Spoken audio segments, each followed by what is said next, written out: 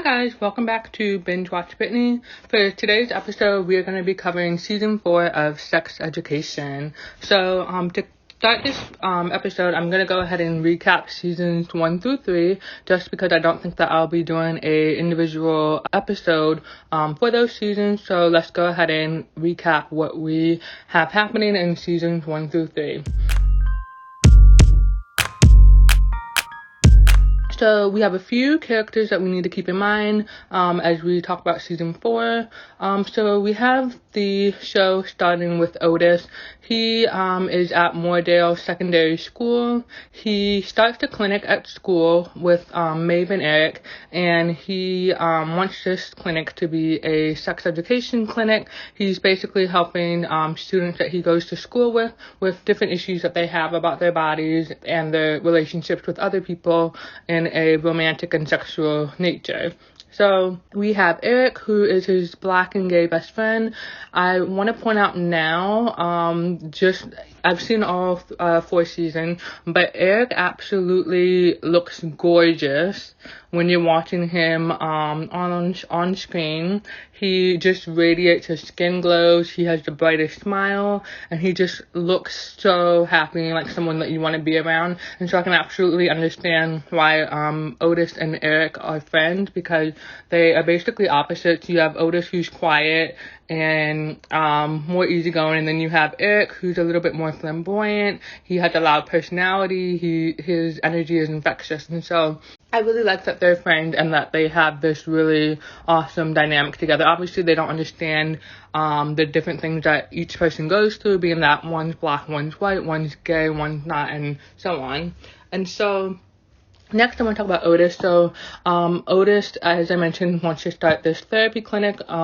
His mom is a therapist herself. They have a dysfunctional relationship because his mom is a therapist, and by that nature, she's just always treating him like a patient and always giving advice in a therapeutic kind of way about whatever he's going through. And so she is not always remembering to be his mom and just listen to him. She's always trying to help and trying to diagnose him and trying to walk through his thoughts and kind of think about it in a kind of medical kind of way, instead of just relating to him and having empathy and all of that stuff. And so they kind of really don't have any boundaries in their relationship, and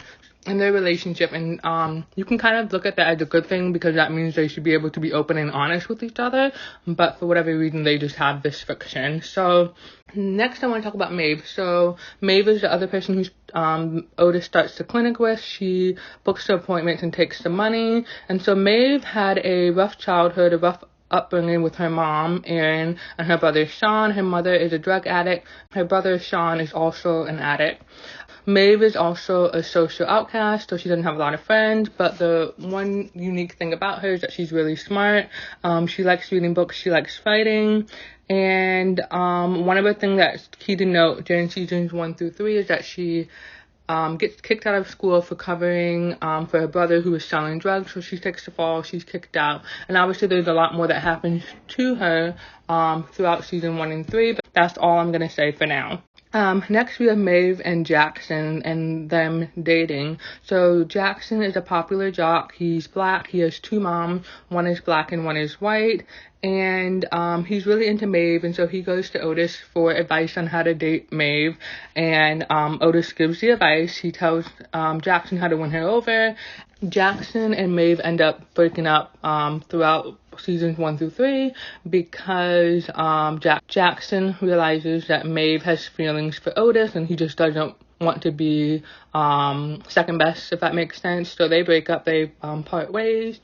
And then we have Jackson kind of getting into a situation with Cal. So Cal is a non-binary character. He doesn't completely identify as female, but that's how Jackson sees her. And so when he realizes, after they're hanging out, they kiss, he realizes that she identifies as queer. She doesn't want to be seen as female, and so he is not really on board with that, and so they decide to part ways and not be in a relationship, and so this friction kind of carries over into season 4.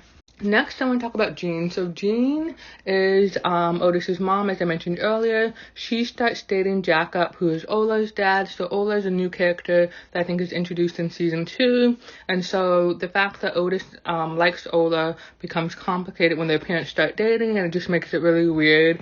Some people see it as being incestuous, but they're really not even related to each other, aside from the respective parties. And so anyway, this still is just weird for the kids, and so they navigate that throughout season 2. Then we have, at some point, Jean becomes employed as a therapist at the school. She is butting heads a lot with Michael Groff, who is Adam's dad, and he's also the principal of Moordale. And so what I want to say about Michael is that he is very strict and rigid in how he does things.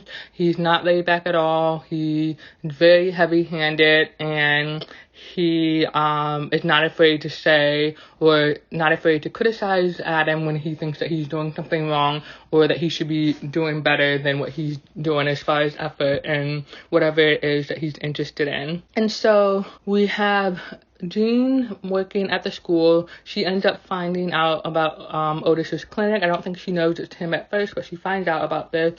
And then, as I mentioned, there's friction between her and Michael. And so Michael, I can't recall the exact reason he does this, but he ends up getting a hold of her journal. And in her journal, she basically has notes of all of the different students that she's met with and her notes from her individual sessions with those students. And so he ends up making a copy of her journal, and he basically posts copies all over school for students to read. And so it's kind of outing those students' private thought and then also Jean's assessment of them. And so this is a huge violation. This caused a lot of uproar, and this is just not good to happen as far as patient-client privilege. So moving on to the next thing, we have Jean at the end of season 2 becoming pregnant, and her and Jacob at this point have broken up. So she finds out that she's pregnant after he leaves.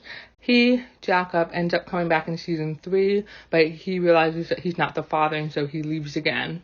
Moving on to the next point that I want to talk about in our recap of season 1 through 3, we have Eric and Adam dating. So Adam, we talked about him a little bit in terms of his father. So, being that his father is very strict, he's heavy-handed, he bullies Adam, and he's really harsh with him. He makes him feel stupid, he makes him feel slow, and he doesn't have a good relationship with his dad. And so, at some point throughout season 1 and 3, you find out that Michael is actually bullied by his own brother, and so that plays a role in how he is, in terms of how he feels about himself and then how he feels about his son. And then also there's just this general perception that Adam is not smart because he doesn't get good grades. He has other people doing his work for him, and he just really doesn't seem to be putting effort into anything. Now, as far as Eric, so it's obvious to us that Eric is gay. He ends up having a lot of conflict with Adam because Adam is bullying him. He's targeting him directly because he's gay. And so this is just problematic for Eric. We do have Eric finding a love interest in Raheem. He is just basically a transfer student in season 2, and he is Middle Eastern. He's considered really attractive, so a lot of people are trying to get with him. And him and Eric end up having a thing. But Raheem ends up making offensive comments about religion, and this just turns Eric off, and so they basically don't go further than that. And then we have Eric and Adam finally getting together. Adam basically professes his love for Eric. They have an intimate situation, which kind of turns things around for them in terms of being enemy to being in a romantic relationship.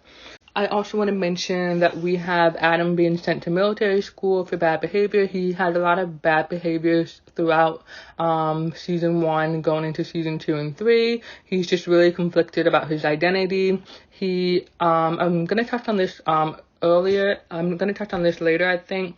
But I do want to mention that Adam was in a relationship with Amy when we first start season 1, and he's having some issues with that relationship, and he ends up just embarrassing himself, flashing the school, and this just makes Amy not like him, and she ends up dumping him. And so he just had a lot going on in terms of his romantic relationship, and also figuring out what his identity is in terms of who and what he's attracted to.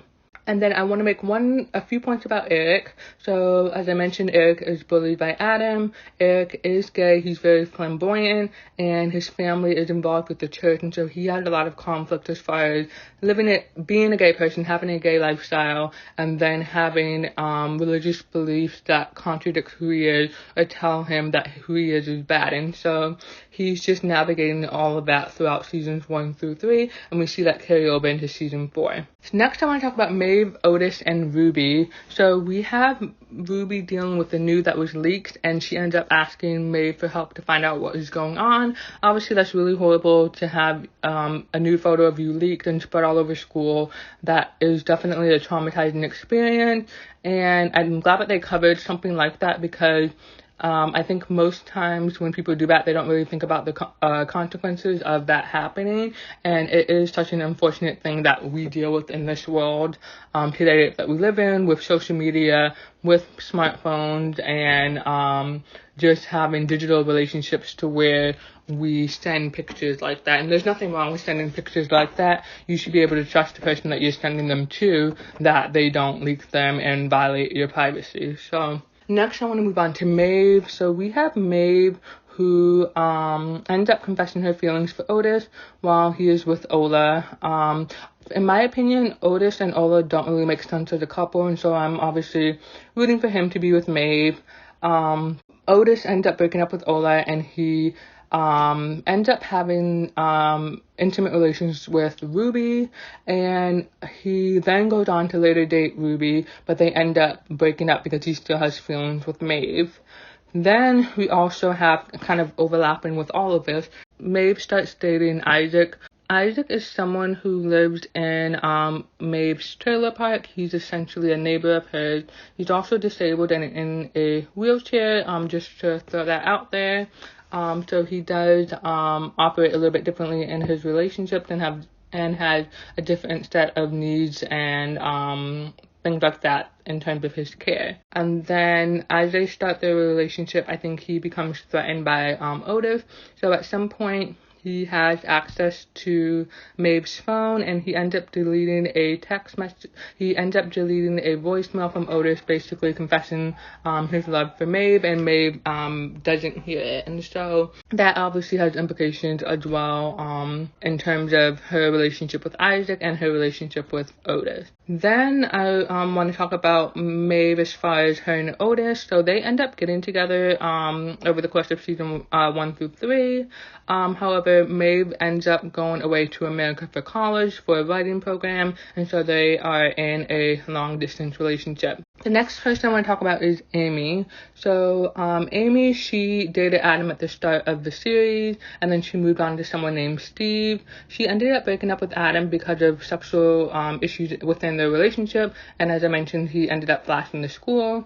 And then she also broke up with Steve because she needed to be alone. And so why did she need to be alone? She was sexually assaulted on a bus, and she has a lot of trauma from this. She doesn't feel safe riding the bus by herself. She doesn't want to come across this person again, and so she ends up confiding in her friends what happened, and they make a point to wait at the bus stop with her, get on the bus with her, so that she can feel safe again riding the bus. This carries over into season 4 as well. I also want to point out that Amy, she does often put her foot in her mouth, but she is a really good friend. She really does want the best for other people, and she really does care about you. And so even though people kind of treat her like she's ditzy and stuff like that, she actually is a good person. So the next thing I want to talk about, the major thing that happens between seasons 1 and 3, is that we have all of this going on with the clinic, Jean coming to the school, the journals being outed.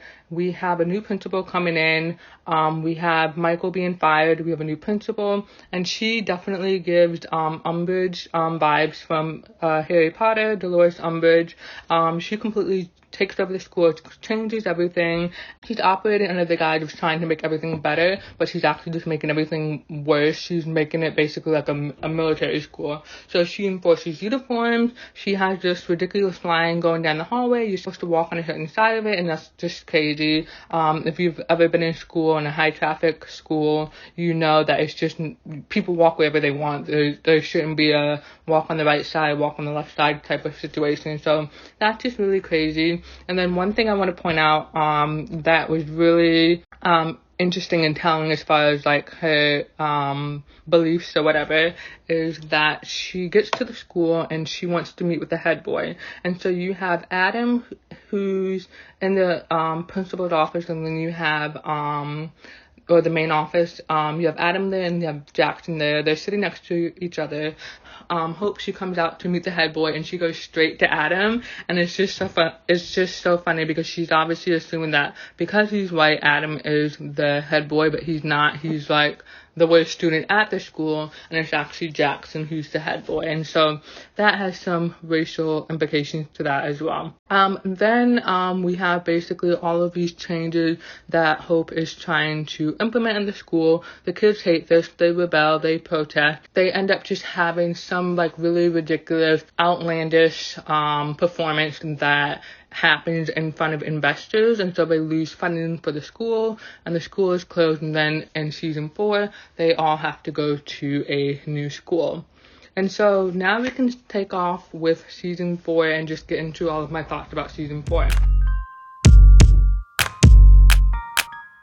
So first I want to talk about the recap. Normally if being that it's been a while since I've seen seasons 1 through 3, I definitely needed a refresher on everything that happened. Particularly on Netflix, they have little short recaps that you can see like what happened in previous seasons before you start the new one. And so I went ahead and watched this recap, and basically it was Jean sitting down and she was kind of recapping everything that happened, and it was kind of like in a story book format, but it was also kind of like a therapy session, and she's just recounting everything that her patients have told her. And so I thought that this is a brilliant type of recap. I've never seen anything like it, and I really liked the sound of her voice, the way that she delivered whatever she was saying, and then the way she ended it with the camera panning out to show that she was basically talking to her child, the baby. And then I went ahead and played the first episode. One thing that was super weird for me is just being that I'm in America, we just say elementary school, middle school, high school, college, and if we're going to school, we just say I'm going to my classes.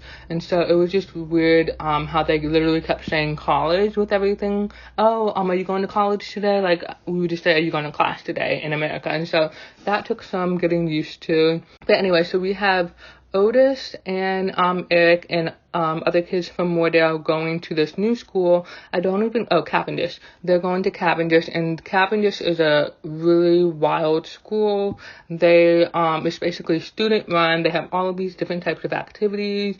They have everything is just what you wouldn't see necessarily in a normal school displayed in that way, if that makes sense. There didn't really seem to be a whole lot of focus on classes. It was just more of the extracurriculars, like you could do yoga, you could book a room to host whatever you wanted. So it just seemed to focus more kind of like on the after school hours of classes being over, and what you do when you don't have classes is the vibe I got from that. And then one other thing, I don't know if it was actually a college, because what is sixth form? Yeah, so that was the other thing that I was confused on, if they literally meant college, like what we would consider college and university in America, where you go from 18 to like 21, or is it just a school with college in the name? So I was really confused about that. But anyway, so we have Otis and a few people from Moordale going to Cavendish. We have Maeve in America for her writing program, and we have Otis who wants to make a good impression. He wants to start up his clinic right away. He's printing flyers. He comes to the school and he finds out that they basically don't use paper, and so he's very wasteful because he's printed a bunch of pamphlets advertising his clinic, and so everything that they do seems to be digital. They're all given tablets, which seems crazy expensive for every single student at the school to have a tablet. I don't know if the students pay for that or if the school gives it to them for free. I'm not really sure about that, but I did think that that was a interesting concept. And so as Otis is trying to set up his clinic, he realizes that there's already a clinic at the school, and this person's name is O. And so I don't know how he arrived at this conclusion, but basically he thinks that O stole his idea, that he was the first person to come up with a sex clinic for high school students or kids in school. And so he and O butt heads throughout season 4, just trying to figure out who is the better therapist. So as you mentioned, the next thing I want to talk about is that Jean had a baby, and so we're seeing the aftermath of her having that baby, of her being a single mom. She's definitely very overwhelmed. She doesn't have help. She relies on Otis, and that's such an interesting dynamic, because I know that when you have families with multiple kids, the oldest is usually responsible for the younger kids. And I know that some people have the argument of, okay, the oldest should take care of the younger siblings. It is kind of their responsibility to help out. But then you have other people who will say that the oldest is a kid themselves. They're not responsible for raising or taking care of their parents' other kids. And so you kind of have this conflict between Jean and Otis as far as her relying a little bit too much on Otis for help. And so this leads to Otis calling his mom's sister, Jo, to come and help take care of the baby Joy. And then one other thing that I want to mention about Jean is that I'm not sure how long it's been. I think it's been 8 weeks since Joy was born, and she wants to go back to work, and so she ends up kind of like applying for this podcast position, and she's just really trying to figure out if she's able to do it, when she's able to do it, and they want her to start right away. And this is kind of problematic for her because she doesn't have anyone to watch Joy, and then she's obviously trying to transition slowly back into the workforce. But because they want to start the podcast right away, she's really thrown into work right away with no real help. And so this is a little problematic, but we'll see that she figures it out as season 4 progresses. So next I want to talk about Abby and Roman. So Abby and Roman are definitely an interesting couple. We see Abby, Aisha, Roman, and I think maybe one other person when Otis and Eric come to Cavendish for their first day of school. Abby is kind of like the ringleader. She is the one who kind of walks them through life at Cavendish and kind of shares like the culture of the school, the rules and the guidelines kind of the school, what the mission is, what their principles are, how they operate on a day-to-day basis. And so one thing I will say, which is kind of embarrassing, is that I didn't realize that Abby was trans at first. It took me a few episodes to figure this out, and then I realized that she was trans, and then I also didn't realize that Roman was transgender as well. And so that was an interesting dynamic to see on screen. Obviously this is a sex education show, so you are going to see all areas of the spectrum as far as sexuality. So just wanted to point that out. And so the next thing I want to get into is Jackson. We have him casually hooking up with a girl. This is after his situation with Cal, and she does this thing to him, and so he's trying to figure out if he's queer, and so he ends up going to Otis for advice, and Otis really just talks to him about getting like permission before you do things when you're intimate with your partner. And so Jackson is just trying to navigate how to be with someone after having the experience that he had with Maeve and then with Cal. And so that's definitely interesting to see play out. And then we also have him, as a result of that girl that he's having a casual relationship with, she tells him that she has felt a lump in his private, and so he's freaking out about that. He goes to the doctor, and then because he's not necessarily adopted, but he doesn't know who his father is, being that he's being raised by 2 women. One of them is his biological mom, but he doesn't know his his father. And so when he has that health scare, he wants to like dig more into his family history just to find out if there's any medical conditions that he should be aware of, being that he doesn't have the full picture as far as knowing who both of his parents are. The next thing I want to point out, this is really huge for me. Aisha, the black woman or the black girl who is part of Abby's crew, she is hearing impaired. She has a cochlear implant, and I actually didn't notice this at first because I don't feel like I was able to clearly see the cochlear implant. What tipped me off was that I think Eric was talking to Aisha, and then he looked down and he was saying something, and then Abby told him, oh, she needs to be able to see your lips, to read your lips. And so I was like, oh, that's interesting. Why does she need to do that? And then I realized that she had a cochlear implant. Being that they all have accents, it didn't sound like to me that she had a deaf accent, so I wasn't really able to pick up on that until Abby had made that comment to Eric. One thing that I want to point out that was very interesting about her situation is that we do see throughout the season that she needs to read people's lips. If they're looking down, she'll like literally move your head so that she can, in like a gentle way, lift up your face so that she can read your lips. She'll also like ask people to tell her, hey, what was said, what was going on, and they'll kind of like give her like a short recap of whatever happened. And so obviously this is something that has happened a lot in my life, and so that was really good to see that representation on screen, because there's not a lot of black hearing impaired people that you see on the screen. The only other person that I can think of is Bianca from the Creed movies, and that was the first time that I had seen a black woman who has a hearing loss really just navigating that on screen. And so representation does matter. I was really glad to see Aisha's storyline. The one other thing that I want to point out is that later on in the season, we have this situation where the fire alarm goes off, and we have them taking tests. So it's really quiet. Aisha has a hearing loss. She isn't going to hear everything, and so we have the fire alarm going off, and basically the people in her class, they get up and walk out of the room, and she has no idea what's going on. It bugs me the way that this was filmed, because it basically showed her looking around, and I feel like she's at the age where she can use her context clues to kind of figure out, okay, everybody's leaving the room, I should go with them. So she should have been able to figure that out a little bit sooner than she did, and it isn't until like the room is completely empty and she's kind of like just looking around that she gets up to go with them. And so what happens is that the fire alarm went off because Isaac is part of the storyline this season. He is at Cavendish, and he is very upset because the elevator is always broken. He's in a wheelchair, and so he needs the elevator to get around, and so it keeps breaking down. He is late for his exams. He's really frustrated. He's reported this issue several times, and so he rings the fire alarm. He gets everyone out into like the foyer, and he's basically just going off on everyone for how they aren't considerate of people with disabilities and their needs, and how they're left out, and how they shouldn't have to ask constantly for the basic things that they need. And so he has a lot of really good points.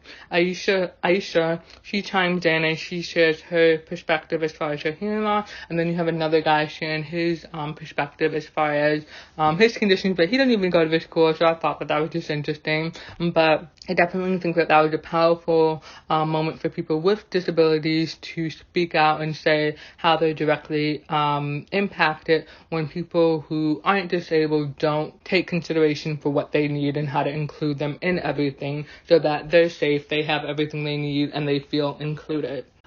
So the next thing I want to talk about is Maeve's novel. So we do see a lot of her journey in season 4 with her being in America, her being in that writing program. She's writing a novel. We have the actor from Schitt's Creek who is her professor.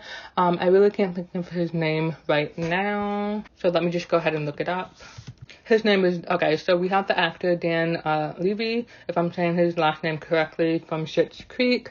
I actually didn't know that the son and the dad were father and son in real life, and so that was interesting. But anyway, so he's in sex education. He's Maeve's new professor. He is a published author. He has written a few books. Maeve has read them. She likes one book that isn't his most popular book, and so this is really an opportunity for her to develop her writing submitting. The program that she's in awards one internship, and so she really wants that internship because it will help her get out there as an author, and she's not selected for it, but she ends up submitting kind of like not necessarily an imitation, but she kind of tries to do like a modern version of Emily Bronte's writing, I think. And the professor, he just shuts it down. He doesn't like it. He says it's not good work. He feels like he's being an imitator. It's not authentic, blah, blah, blah. So he really trashes her writing. She tries again. She writes something more authentic.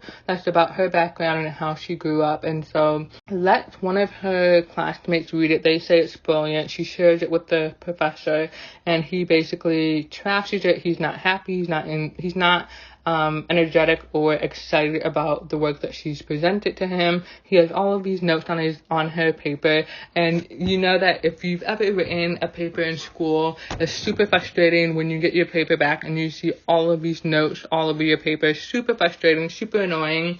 I've definitely been there, and so I can understand like how defeated she feels when he gives her his feedback, and he's just really brutally honest, and he's also really brutally careless with how he impacted her mentally, because he does make her want to leave. And so at the same time that this is happening, Maeve finds out that her mother has had an accident. I think she overdosed. She's in the hospital, and so she needs to go back to America to check on her mother. And so she ends up making it back in time to check on her mother, but she and her brother basically kept in the waiting room, and then they're eventually taken to this private room where they're told that their mom passed away 20 minutes ago, and so they were never able to see their mom before she passed away. And this is obviously heartbreaking for Maeve. She didn't always get along with her mother, but she obviously loved her. She wanted her to get better. She wanted her to be healthy, and so she ends up having a funeral for her mother. She doesn't expect anyone to be there. Amy is such a good friend and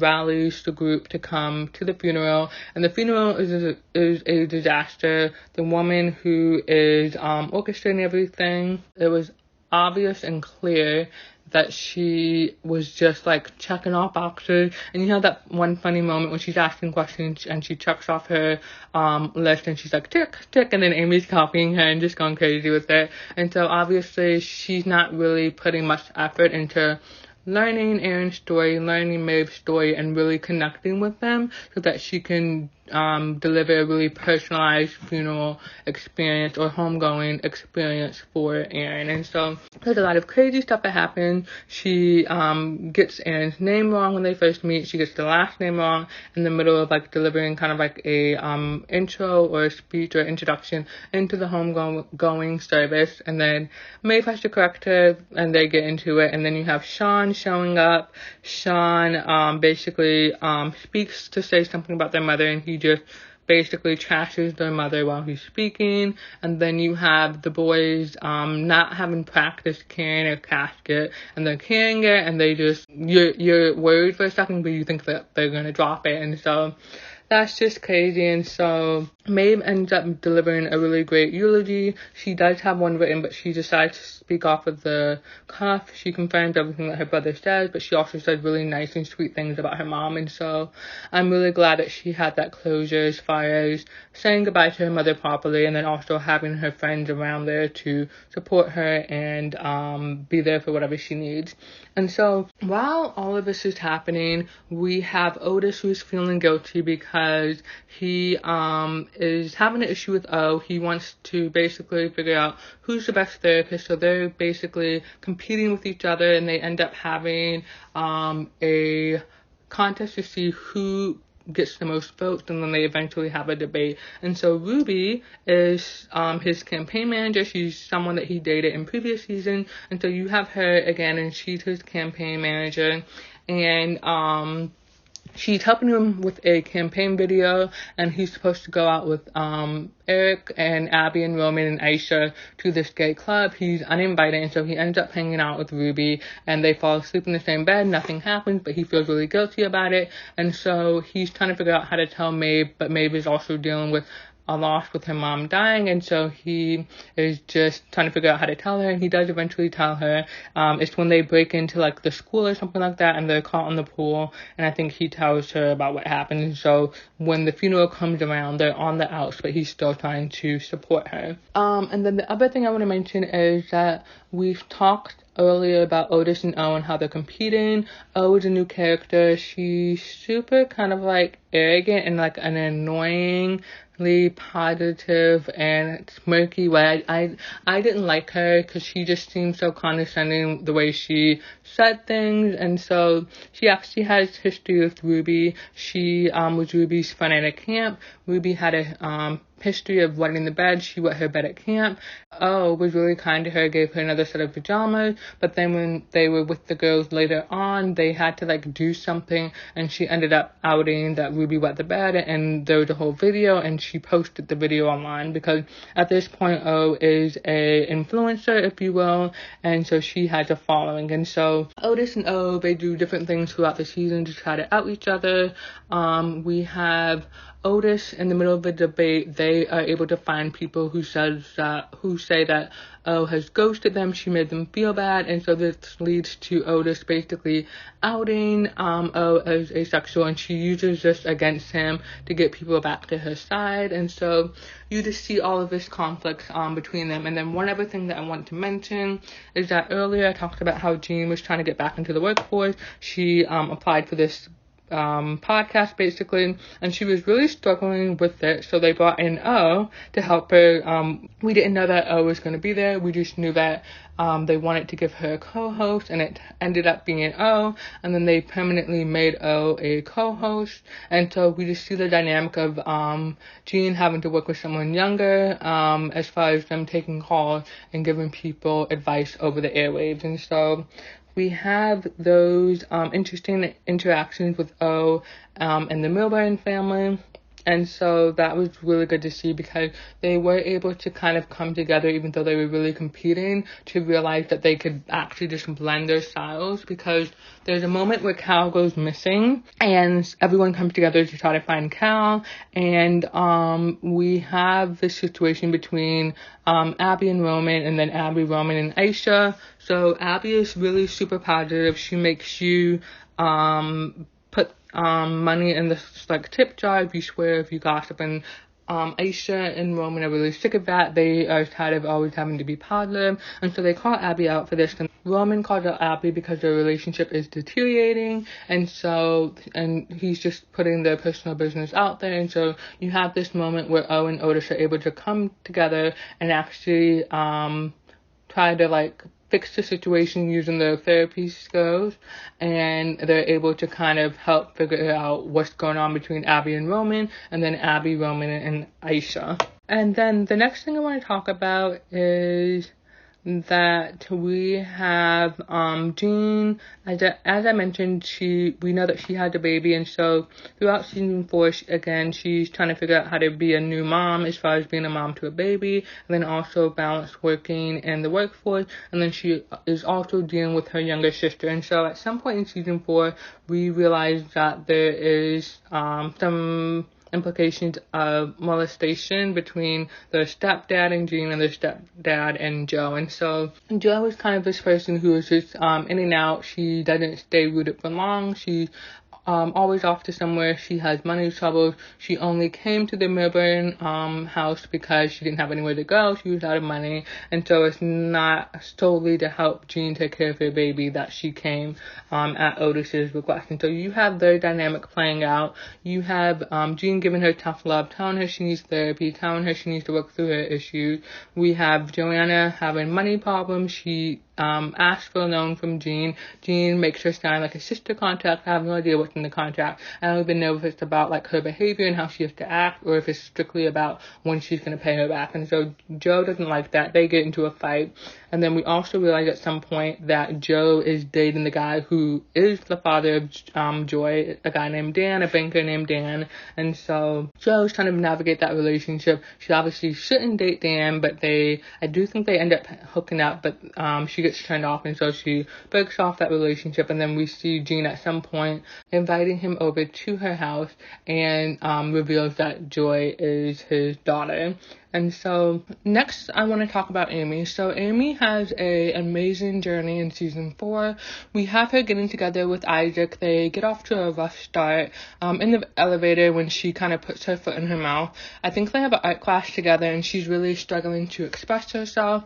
And so Isaac is just talking to her about his art, his photography, and one of the reasons why I think she wants to do art is because she wants to use art as a way to express what she's feeling and deal with her trauma. And so she's struggling at first, and Isaac is really the person who kind of gets her to really connect with photography. She's interested in doing self-portraits, so she's taking pictures of herself.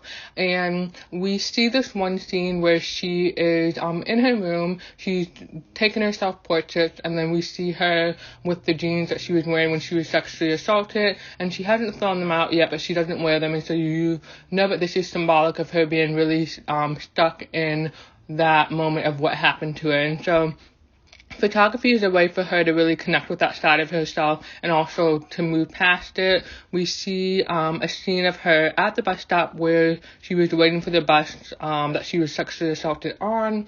We see her setting up her cameras to take photos, and she's wearing the jeans. She takes them off, she burns them. All of this is caught on camera, and so this is really an amazing moment for Amy because she's really working to overcome the trauma that she went through. And I'm actually really proud of her because this isn't something that we would probably have expected based on how they framed Amy's character as being gypsy, as saying the wrong thing. But as I mentioned before, she's a really good friend. She is a good person. And so I'm just really glad that they kind of wrapped up her storyline in an awesome way. And then obviously we have her getting together with Isaac.